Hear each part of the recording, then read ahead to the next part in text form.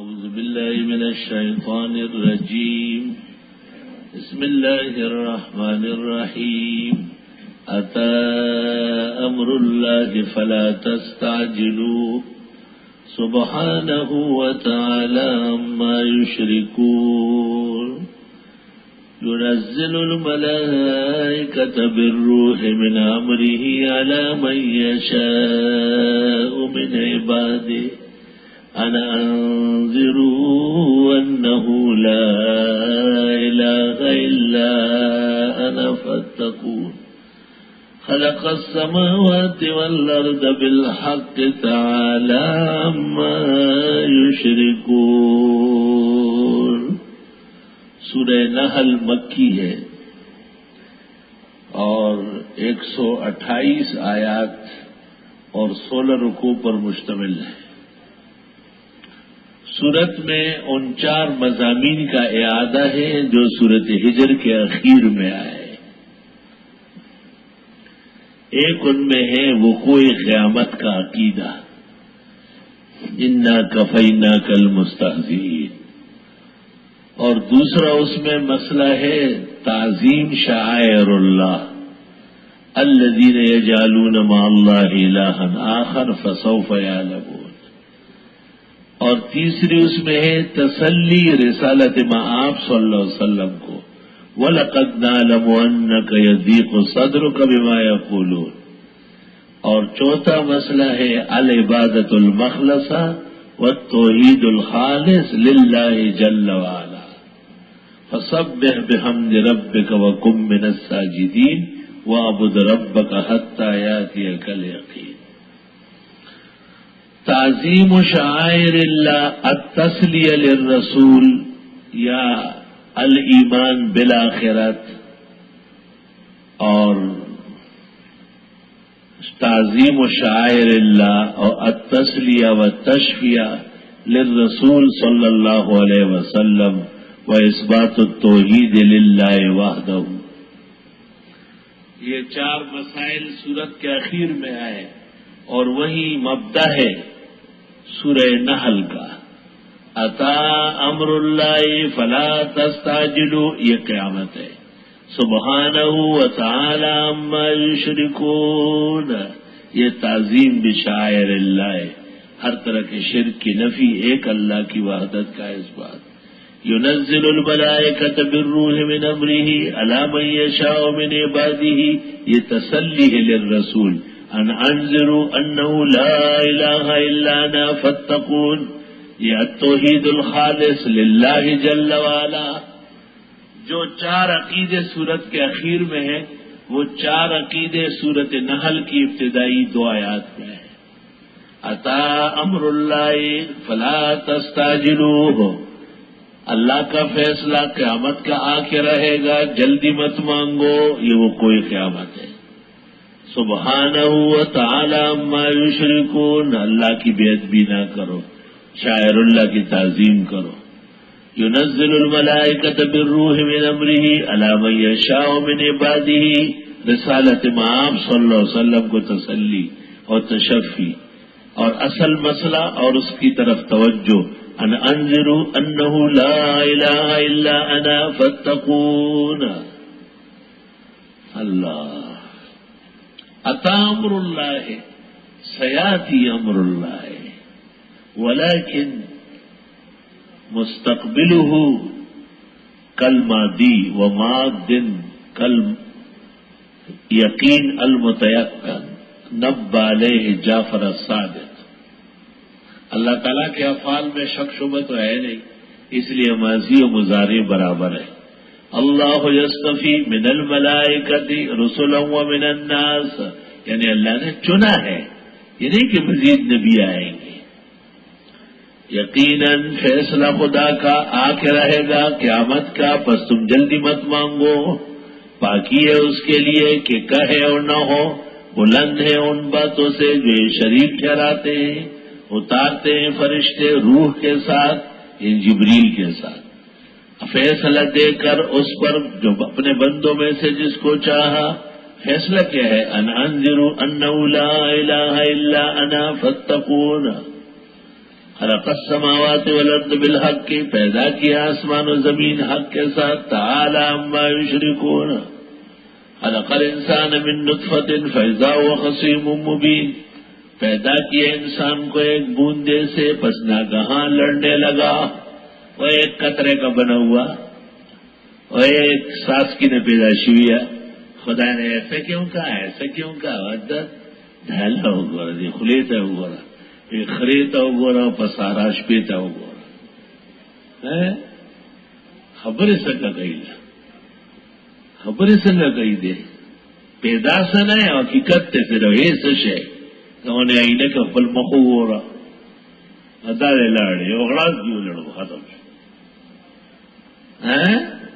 فرمایا ایک گوندے سے میں نے پیدا کیا مجھے باتیں سنا رہا ہے وہی نو دگا نخ د قیامت ندی نور سری چې د پلار وینا پر زوی اثر نہ کا یہ قیامت نہیں ہے تو کیا ہے کہ اللہ نے پیدا کیا اور اللہ ہی کو باتیں سنا رہا ہے وَلَنَعْمَ خَلَقَهَا لَكُمْ جانور پیدا کیے ہیں تمہارے لیے یکدم جانور کی بات شروع کی یہ جانور کی عادت ہے نا بکرا چھوٹا سا بڑا ہو جاتا ہے جب بلوغ کو پہنچ جاتا ہے کہ اچانک اپنی ماں کو بغ بغ بغ بغ بغ کہ میں جوان ہو گیا اور تو تیار ہو جا یہی بد تہذیب انسان کی خصلت ہے اپنے منعم اور محسن کو نہیں جانتا وہ جانوروں سے عبرت لے لو اور جانور سے عقل سیکھو بدشعور اور مویشیاں پیدا کیے ہیں تمہارے لیے لکم فیہا دفء تمہارے لیے ان میں سردی سے بچنے کا سامان ہے ایسا بہترین اون کا واسکٹ بنتا ہے سویٹر بنتا ہے دستانے بنتے جرابے بنتے گرم پکول بنتا ہے استاد چترالی دیکھو کیسے نظر آتا ہے سبحان اللہ وہ منافع اور کم کام ہے ومنہا تاکلون اور ان میں کھاتے بھی ہو اشارہ کیا کہ ہر حلال جانور میں 7 چیزیں حرام ہیں وَلَكُمْ فِيهَا جَمَالٌ اور تمہارے لیے اس میں خوبصورتی ہے حِينَ تُرِيحُونَ جس وقت شام کو لے آتے ہو وَحِينَ تَسْرَحُونَ اور جس وقت چرانے لے جاتے ہو چرانے لے جانا مقصد نہیں ہے مقصد تو گھر لانا ہے اس کو پہلے ذکر کیا ہے خوبصورت گائے چھڈے والی سینگوں والی بھینس سود تبڑے زوردار خوبصورت قسم کی بکریوں کا ریوڑ مالک اس کو دیکھتا ہے خوش ہوتا ہے الحمدللہ رب کا شکر ادا کر بھائی جس نے ہماری گائے بنائی گائے گھر پر ہے بھینس کڑی ہے اب دودھ کی کمی نہیں ہے مکھن بے صاف گھی جتنا چاہیے مٹھا لسی اور دہی ہر چیز بس بس سے آ رہا ہے پختون کہتے ہیں بیٹک ہے بھینس بیائی ہے مہمان گزارنا کیا مشکل ہے خدا بیٹک را کڑے اور میں ہمیں رنگ آ رہا مل مرا تک گازر نہ کری فرشتوں میں ایک تکلیف یہ ہے کہ کسی کے گھر لے چل کے رہ کے خبر دوسرا یہ کہ پھر چیزیں بنوانا تو جب مہمان کو آپ گھی ڈالے اس میں تھوڑا گڑ توڑ دے اور دہی رکھ لے چکا مکھن کا لا کے سامنے رکھے تازہ نکلا ہے جی اور نمکین لسی بنا کے سامنے لگائے وہ کوئی پاگلی کوئی گوشت اور مرغی کو ہاتھ لگائے گا تو لیوانے بھائی نو اس لیے کہ وہ تو ہر جگہ ہے یہ ہر جگہ نہیں ہے سبحان اللہ اللہ کا لاکھ لاکھ شکر احسان مہربانی عاجز اور فقیر کو کراچی جیسے شہر میں 800,000 بھینسیں اور گائے نصیب فرمائی اس نعمت سے بھی عاجز فقیر مالا مال ہے ابھی صحت تھی اور فرصت تھی اور اچھا موسم ہوتا تو جا کے بھینسیں اور گائے بھی چرا لیتا تھا یہ خاص قسم کا شوق ہے وَتَحْمِلُ أَثْقَالَكُمْ إِلَى بَلَدٍ لَمْ تَكُونُوا بَالِغِيهِ إِلَّا بِشِقِّ الْأَنفُسِ اور پہنچاتے ہیں یہ جانور تمہارے وزن بوجھ ایسی جگہوں تک کہ تم نہیں ہو پہنچانے والے مگر یہ کہ تمہاری سانس خراب ہو جائے تمہاری جان مشقت میں پڑے، ان ربکم لرؤوف الرحیم۔ گدہ گاڑی پر کتنا لوہا لدواتے ہیں، بیل گاڑیوں میں کتنا سامان ہوتا ہے، اور اونٹ گاڑی تو ماشاء اللہ آیت من آیات اللہ۔ جامعہ فاروقیہ سے آ رہا تھا، روڈ پر کھڑا تھا بس کے انتظار میں۔ اس زمانے میں ایسے ہی حالات ہوتے تھے، ہم سب بسوں میں چلتے تھے اور سارے مولوی چلتے تھے۔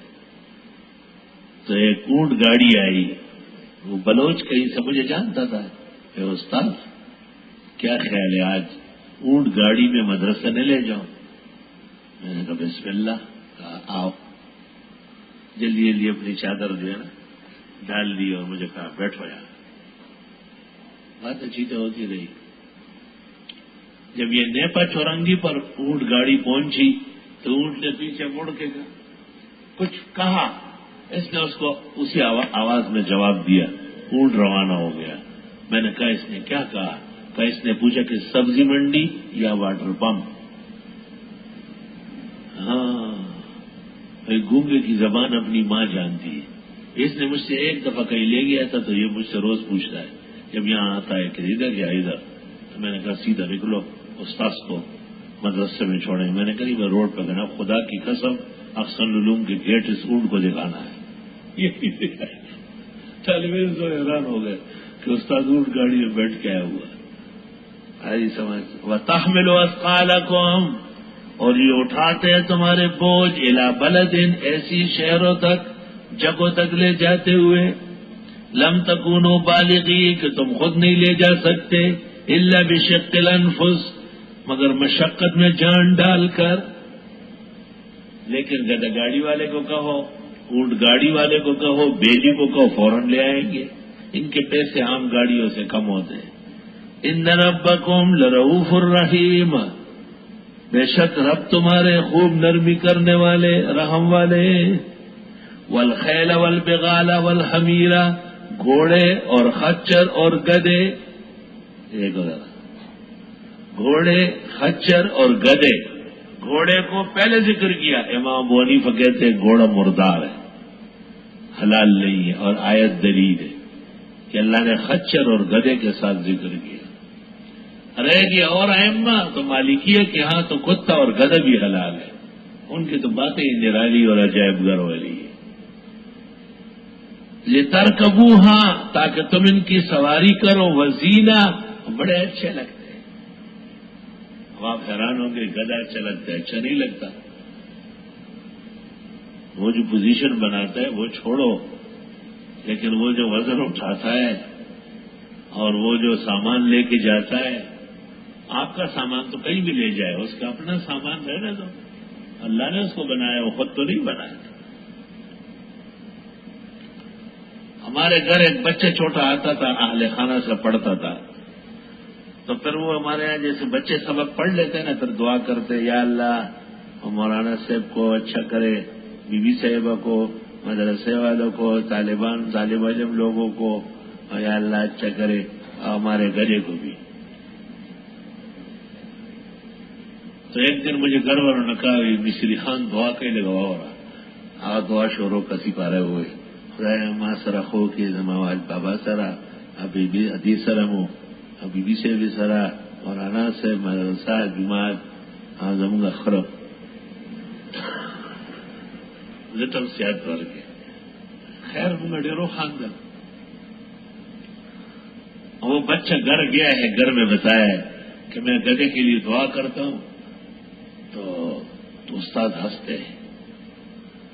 شام کو اس کا باپ آیا، اسلم خان نام تھا، کہیں ہوگا اب بھی، میں دردریس کی جگہ سامنے پلنگ ہوتا تھا، یہاں بیٹھا ہوتا تھا، تو استاد ایک بات کرتا ہوں، ناراض تو نہیں؟ میں نے کہا نہیں، دو تو کرو، کیوں ناراض ہو؟ یہ بھینس آپ نے کتنے کی خریدی؟ دودھ کے لیے ایک بھینس خریدی 6000، یہ زمانہ خرچ دے رہا، میں پہ 10,000 ہے۔ میرا جو گدھا ہے وہ میں نے 11,000 کا خریدا ہے، تو اگر آپ کی بھینس کے لیے دعا جائز ہے تو میرے گدھے کے لیے بھی ہمارا تو یہ سرما ہے۔ لکل وجہۃ المولی بدلائل سر ہے پل خر ثابت کو ایسا۔ اور گھوڑے اور خچر اور گدے لترکبوها وزینا۔ او مکرانی کے گدھے دیکھو کیسے بہترین جالر لگے، کیسے شال ڈلے، کیسے ریس لگاتے شام کو، یہاں تک کہ بی بی صاحبہ مرحومہ اس نے اس کو بھی دکھایا، ریس میں شریک کیا اور اس نے لاکھوں روپے ان میں تقسیم کیے، کیونکہ یہ لوگ سب ان کی پارٹی میں ہیں۔ وَيَخْلُقُ مَا لَا تَعْلَمُونَ، اور پیدا کر لے گا وہ جو تم نہیں جانتے۔